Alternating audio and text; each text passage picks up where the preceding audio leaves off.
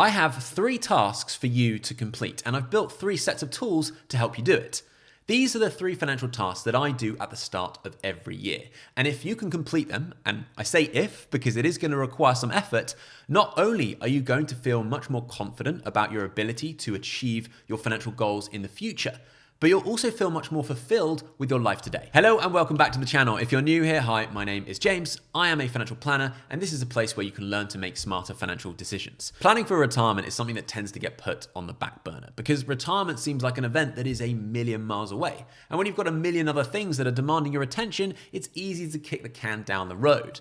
But just like going to the dentist, the longer you put it off, the more painful it's going to be to correct. As with everything, the hardest part is getting started and taking that first step. So I want to make that easy for you by showing you the 3 tasks that I would do to get started. Not just to get started, these are the tasks that I continue to complete every year to ensure that my financial plan is on track. So let's get stuck into the first one. If you've ever used my retirement planning spreadsheet or built your own retirement model, you will know how changing the variables even slightly can dramatically affect the outcomes of the plan. Whether we assume an average annual return of 5% or 6% can make a huge difference over time.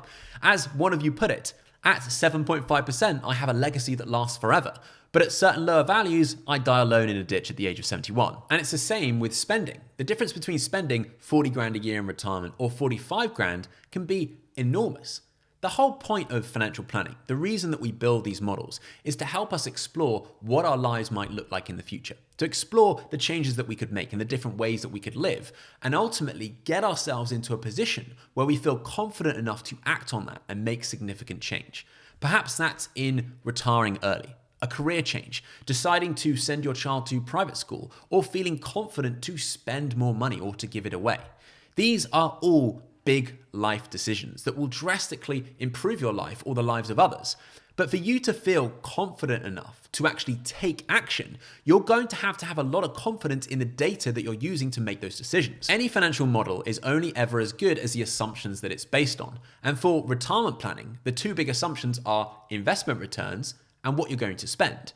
We don't know what investment returns we will see in the future, but we do have hundreds of years of historical data to guide us, and we can do back tests and Monte Carlo analysis to stress test our plans against thousands of different return scenarios. But when it comes to how much you're going to spend, how much you're going to need to sustain the quality of life that you're looking for, there is no historical data that we can fall back on.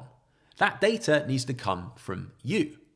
There have been many times where I'm working with a client, showing them a financial plan, a model that has been stress tested against thousands of different return scenarios, a model that suggests that they should easily be able to afford to retire right now or to make that career change. And yet they don't feel confident enough to do it because now, when finally faced with making a decision, they realize that they're not so confident about the assumptions that we've used, specifically how much they want to spend. Whereas I have other clients who've taken the time to really think about this, clients that have been tracking their expenditure closely. They know where their money goes each month. They know what they like to spend money on and the split between their fixed costs and discretionary spend, and what they can flex if they need to.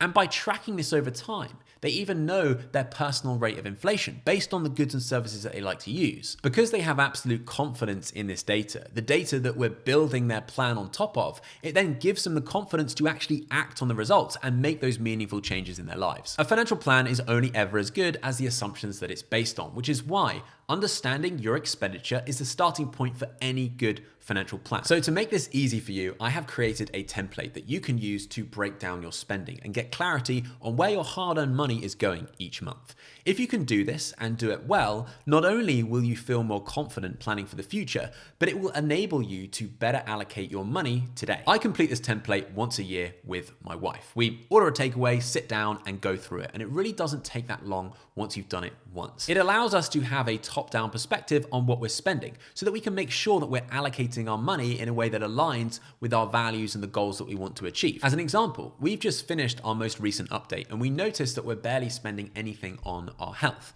Investing in our health is something that is important to us, something that we know will pay dividends in the future. But we've been really struggling to keep healthy ever since our son was born in August last year. But this exercise gave us the perspective to recognize that we should probably be investing at least 10% of our disposable income in our health. It's important to us, and that's the figure that felt right.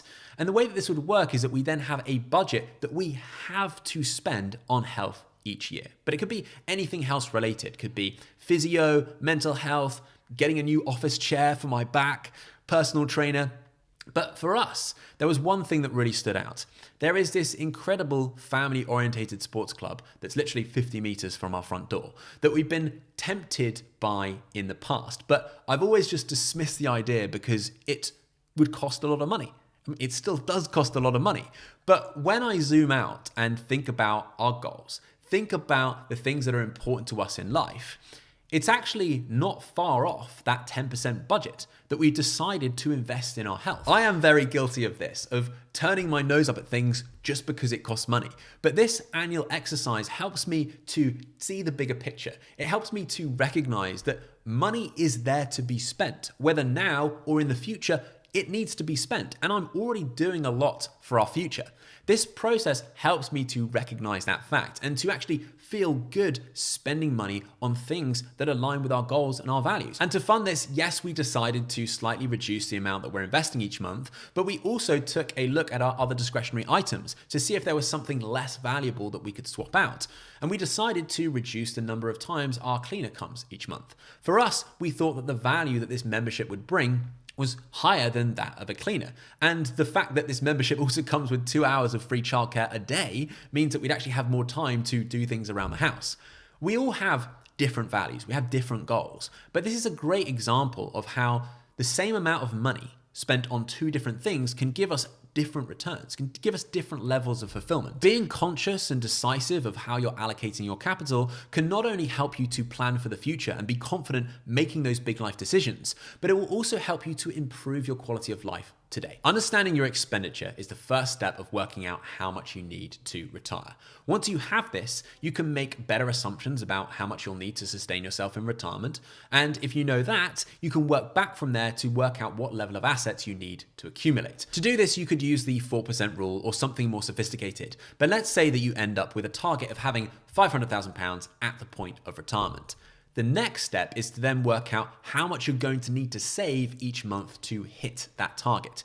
Now, this is the second task that I want you to complete. And again, I have built a tool to help you do this. You enter the current value of your investments, the target you want to hit, when you want to hit it, and a projected investment growth rate, and it will show you how much you need to save each month to achieve that goal, along with other views that let you see how changing the size or date of your goal affects the amount you need to save. Again, as you play around with this calculator, you'll notice that the level of return that you assume makes a big difference to the end result, which shows why it's so important to make sure that your money is invested properly and working hard for you.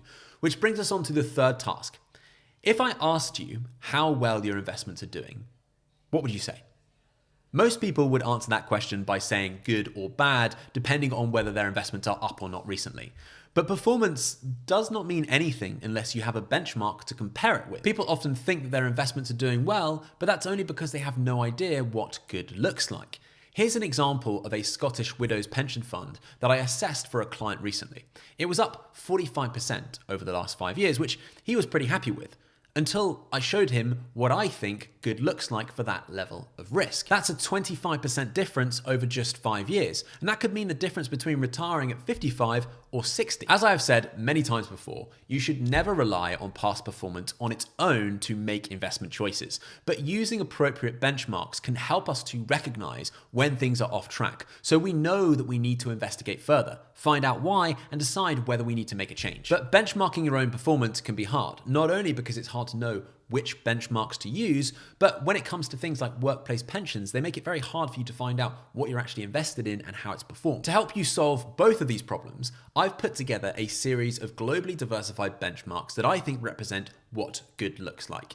Each one relates to a different level of risk. There's 100% stocks, then 80% stocks, 20% bonds, 60-40, and 40-60. And I've put their performance data, updated to the end of last year, into a document that you will find in the description, along with a step-by-step guide to help you find out how you're invested, what your performance has been, and how you can assess if you need to make any changes. If you are interested in using these benchmarks and this guide, I would highly recommend watching this video here, where I talk through them in more detail and explain how to decide which one to use. See you there.